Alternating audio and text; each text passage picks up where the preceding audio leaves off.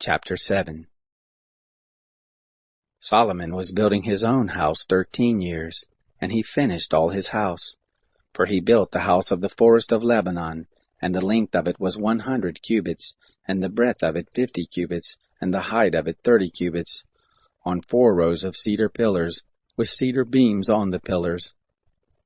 It was covered with cedar above the 45 beams that were on the pillars, 15 in a row.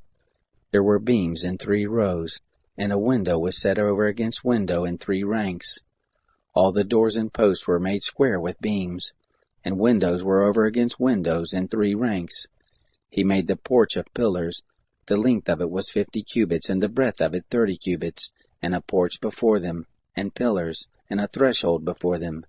He made the porch of the throne where he was to judge, even the porch of judgment, and it was covered with cedar from floor to floor. His house where he was to dwell, the other court within the porch, was of the same work.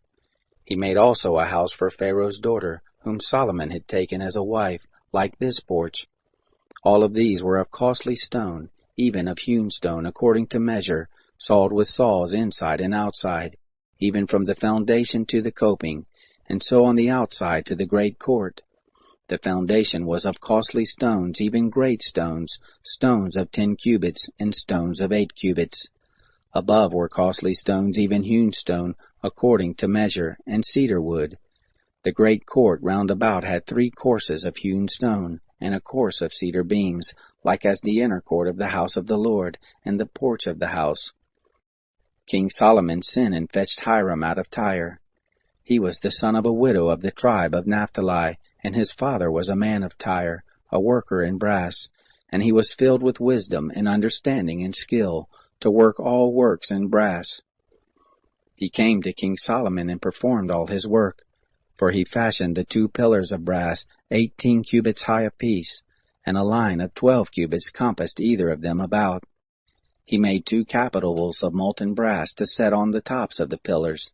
The height of the one capital was 5 cubits, and the height of the other capital was 5 cubits.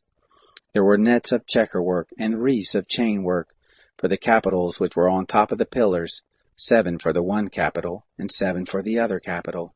So he made the pillars, and there were 2 rows round about on the one network, to cover the capitals that were on the top of the pillars, and so he did for the other capital. The capitals that were on the top of the pillars in the porch were of lily work, 4 cubits. There were capitals above also on the 2 pillars, close by the belly which was beside the network, and the pomegranates were 200, in rows round about on the other capital. He set up the pillars at the porch of the temple, and he set up the right pillar, and called the name of it Jachin, and he set up the left pillar, and called the name of it Boaz. On the top of the pillars was lily work, so was the work of the pillars finished. He made the molten sea of 10 cubits from brim to brim, round in form, and the height of it was 5 cubits, and a line of 30 cubits compassed it round about. Under the brim of it round about there were buds which did compass it, for 10 cubits, compassing the sea round about. The buds were in 2 rows, cast when it was cast. It stood on 12 oxen, 3 looking toward the north, and 3 looking toward the west, and 3 looking toward the south, and 3 looking toward the east, and the sea was set on them above, and all their hinder parts were inward. It was a handbreadth thick, and the brim of it was worked like the brim of a cup, like the flower of a lily. It held 2,000 baths. He made the 10 bases of brass.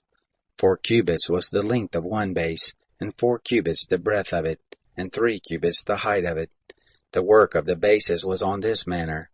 They had panels, and there were panels between the ledges, and on the panels that were between the ledges were lions, oxen, and cherubim. And on the ledges there was a pedestal above, and beneath the lions and oxen were wreaths of hanging work. Every base had 4 brazen wheels and axles of brass, and the 4 feet of it had supports. Beneath the basin were the supports molten, with wreaths at the side of each.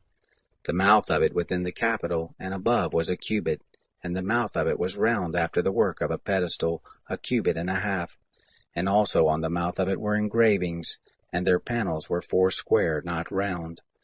The 4 wheels were underneath the panels, and the axle of the wheels were in the base, and the height of a wheel was 1.5 cubits. The work of the wheels was like the work of a chariot wheel. Their axles, and their rims, and their spokes, and their naves were all molten brass.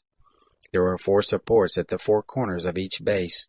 The supports of it were the base itself. In the top of the base was there a round compass 1/2 cubit high, and on the top of the base the stays of it and the panels of it were of the same. On the plate of the stays and on the panels he engraved cherubims, lions, and palm trees, according to the space of each, with wreaths round about. After this manner he made the 10 bases. All of them had 1 casting, 1 measure, and 1 form. He made also 10 basins of brass. 1 basin contained 40 baths, and every basin was 4 cubits, and on every one of the 10 bases 1 basin. He set the bases, 5 on the right side of the house, and 5 on the left side of the house, and he set the sea on the right side of the house eastward toward the south. Hiram made the bases, and the shovels, and the basins.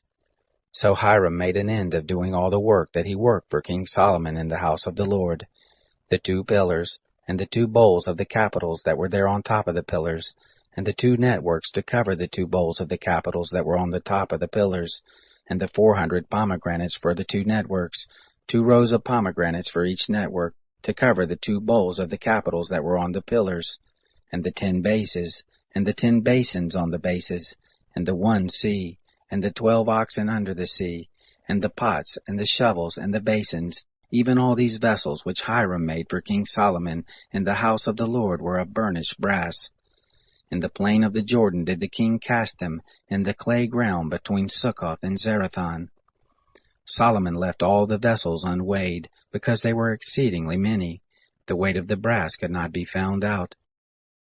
Solomon made all the vessels that were in the house of the Lord, the golden altar, and the table whereupon the showbread was of gold, and the lampstands, 5 on the right side and 5 on the left before the oracle, of pure gold, and the flowers and the lamps and the tongs of gold, and the cups and the snuffers and the basins and the spoons and the firepans of pure gold, and the hinges, both for the doors of the inner house, the most holy place, and for the doors of the house, even of the temple, of gold.